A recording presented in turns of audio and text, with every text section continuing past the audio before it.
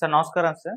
నమస్తే అండి. Sir cinema ఏమో ఇంత దారుణంగా ఉందని చెప్తున్నారు. మరి అక్కడ స్టేజ్ మీద రాజేంద్ర ప్రసాద్ గారు చూసాము. ఈ సినిమా ఎవరికైనా నచ్చకపోతే సినిమా బాలేదంటేనే అసలు సినిమా ఇండస్ట్రీలో ఇక ఉండను, సినిమాలే మానేస్తానని చెప్పేసి ఒక స్టేట్మెంట్ ఇచ్చారు. మరి ఈ లెక్కన ఆయన స్టేట్మెంట్ ఎలా అర్థం చేసుకోవాలి? ఇక ఆయన సినిమాలు మానేస్తారా? అంటే తను రిటైర్ కావడానికి ఏదో రీజన్ ఉండాలని చెప్పి ఆ స్టేట్మెంట్ ఇచ్చినట్లుగా నాకు అర్థమైంది. రెండోది ఇంకా చాలా దారుణంగా మాట్లాడాడు ఆ రోజు వేదిక మీద రాజేంద్ర ప్రసాద్. అంటే ఆ మధ్య ఒక కన్ఫెషన్ స్టేట్మెంట్ ఇచ్చాడు ఆయన. ఓకే. నేను వేదికల మీద పద్ధతిగా మాట్లాడతాను అని చెప్పి ఆ మధ్య కొంచెం ట్రోల్ అయ్యాడు ఆయన విపరీతంగా. అవును. ట్రోల్ అయిన సందర్భంగా ఆయనే ఇంటికి పిలిచి కొంతమందికి ఇంటర్వ్యూలు ఇచ్చాడు. ఆ ఇచ్చిన సందర్భంగా ఆయన ప్రధానంగా కన్ఫెస్ అవుతూ నేను కొంచెం ఓవర్ గాను రూడ్ గాను బిహేవ్ చేస్తున్నాను, అది ఒక మాస్ అప్పీల్ కోసం చేస్తున్నటువంటి ప్రక్రియ తప్ప వాంటెడ్ గా చేస్తున్నది కాదు, ఒక వాతావరణం క్రియేట్ చేయడానికి ఏదో కష్టపడుతున్నాను నేను, ఇది ఎవరినన్నా బాధ పెడుతోంది అని కనుక అంటున్నారు కాబట్టి నేను ఫర్దర్ గా అలాంటి కార్యక్రమాలు చేయను అని చెప్పాడు.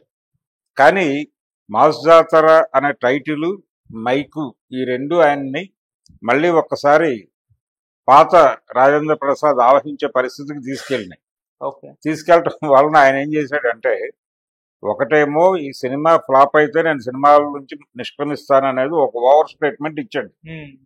దాంతో పాటు రెండు తెలుగు రాష్ట్రాల ప్రభుత్వాలు, అసలు కేంద్ర ప్రభుత్వం, వీళ్ళందరూ సర్ప్రైజ్ అయ్యేటువంటి ఒక ఎలిమెంట్ ని మేము ఈ సినిమాలో డీల్ చేయబోతున్నాం, ఇది ప్రభుత్వాలకు కనువిప్పు అని ఇంకొక దారుణమైన ఓవర్ స్టేట్మెంట్ ఇచ్చాడు. అది నిజంగానే ఓవర్ స్టేట్మెంట్ ఏం లేదు, అక్కడ గంజాయి తప్ప ఏమీ లేదు సినిమాలో. గంజాయి అనే దాన్ని ఆల్రెడీ రకరకాలుగా వాడేశారు. రెండోది గంజాయి మీద పిహెచ్డి చేసిన లెవెల్లో అందులో ఎన్ని రకములు ఉండును, శ్రీలావతి అనేది ప్రీమియర్ బ్రాండ్ అని, ఇలా రకరకాల జ్ఞానాన్ని ఘాటి అనే సినిమా ద్వారా ఆయన ప్రపంచానికి పంచిపెట్టాడు. ఎవరు? డైరెక్టర్ గారు, క్రిష్ గారు. కాబట్టి ఇప్పుడు ఆ జ్ఞానంతో ఈ సినిమా చూస్తే ఈ సీన్లన్నీ పాత సన్నివేశాల్లా కనిపించాయి. పైగా దాంతో పోలిస్తే ఇవన్నీ డొల్ల సన్నివేశాలు. కాబట్టి అదొక ఓవర్ స్టేట్మెంట్ అనటంలో విఫలమైనటువంటి ప్రకటన అన్నారు తెలుగులో చెప్పాలంటే. అలా ఒక విఫల ప్రకటన, ఒక దారుణమైన ఓవర్ స్టేట్మెంట్లు ఇచ్చేసి ఉన్నాడు. ఆయనకు నిష్క్రమించాలి అని అనిపిస్తే హాయిగా వెళ్ళిపోవచ్చు. ఆయన నేను సినిమా చేయనంటే ఎవరు బతిమాలి లాక్కొచ్చి సినిమాలు చేయిస్తారని నేనైతే అనుకోను. కానీ ఆయనకు వెళ్ళిపోవాలి అని ఉంది మనసులో. దానికి ఒక రీజన్ కావాలి. ఆ రీజన్ కోసం అని చెప్పి ఈ సినిమాని వాడుకోవటం, రవితేజని ఇబ్బందుల్లోకి నెట్టడం తప్పు. అంటే నేను నిష్క్రమిస్తున్నాను ఈ సినిమా నుంచి, ఇందులో ఇంకొక అంతరార్థం ఉందని నా డౌట్. నేను వెళ్ళిపోతున్నాను వదిలేసి, సో నేను నాతో ఇప్పటిదాకా సినిమా పరిశ్రమ అంటే ఆయన హీరో పాత్రలు వదిలేసిన తర్వాత ఇప్పటి వరకు ఆయనతో ఇండస్ట్రీ రకరకాల వేషాలు వేయించింది. ఆ తరహా వేషాలు వేయటానికి నేను లేనని మరి తెలుసుకోండి. ఆ ప్లేస్ లో మీకు కావాలంటే రవితేజని తీసుకెళ్లి పెట్టుకోండి అని కూడా ఒక హింట్ ఇచ్చాడేమో అని నా డౌట్. ఎందుకలా అనిపించింది సార్? రవితేజ ఇంక ఈ తరహా వ్యవహారాలతో ఆయన రక్తి కట్టడం కష్టం.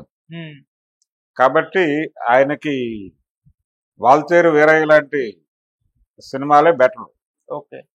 అంటే తన మీద ఏ తరహా పాత్ర వర్కౌట్ అవుతుంది అనే దానిలో జడ్జిమెంట్ మిస్ అయ్యాడు. దాంతో పాటు పెట్టుబడి పెట్టాలి. ఇప్పుడు రవితేజ సినిమా అనగానే అది కనీసం ఈ లెవెల్ బిజినెస్ చేస్తుంది కాబట్టి ఇంత డబ్బులు పెట్టాలి అనేది ప్రోగ్రామ్ గా డిసైడ్ అవుతుంది.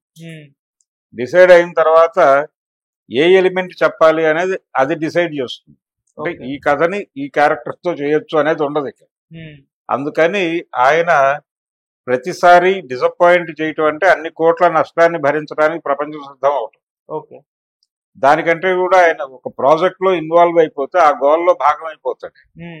ఆయన పని నటుడుగాను ఉంటాడు, ఇన్ ది సేమ్ టైం చేతిలో 4 ప్రాజెక్టులు ఉంటాయి. రెండోది ఇప్పుడు మారిన సినిమా స్థితిగతులను దృష్టిలో పెట్టుకుని ఇప్పుడు ఎవరికైనా ఏ వుడ్ లోనైనా అవకాశం దొరికే అవకాశం ఉంది. అంటే హాలీవుడ్ సినిమాల్లో కూడా లోకల్ మార్కెట్ బ్యాచ్ ని పెట్టుకునే పరిస్థితులు వచ్చేస్తున్నాయి. రేపు మహేష్ బాబు సినిమా ఈవెంట్ కి కెమెరూన్ వస్తాడనే ప్రచారం ఒకటి జరుగుతోంది. అది ఇక్కడ జరుగుతుందా, ఈవెంట్ ఎక్కడ జరుగుతుంది, నవంబర్ లో బిగ్ అప్డేట్ అంటున్నారు. అలా తెలుగు సినిమా నటులకి ఒక ప్రమోషను దొరికే ఒక కీలకమైన మలుపులో ఉన్నాడు రవితేజ. కాబట్టి ఇంకా హీరో వేషాలు కట్టిబెట్టి ఆయన ప్రత్యేక పాత్రల్లోకి డ్రైవ్ అయిపోవటానికి ఇది అద్భుతమైన సందర్భం అనేది కూడా ఏమైనా రాజేంద్ర ప్రసాద్ హింట్ చేశాడేమో అని ఒక చిన్న సందేహం.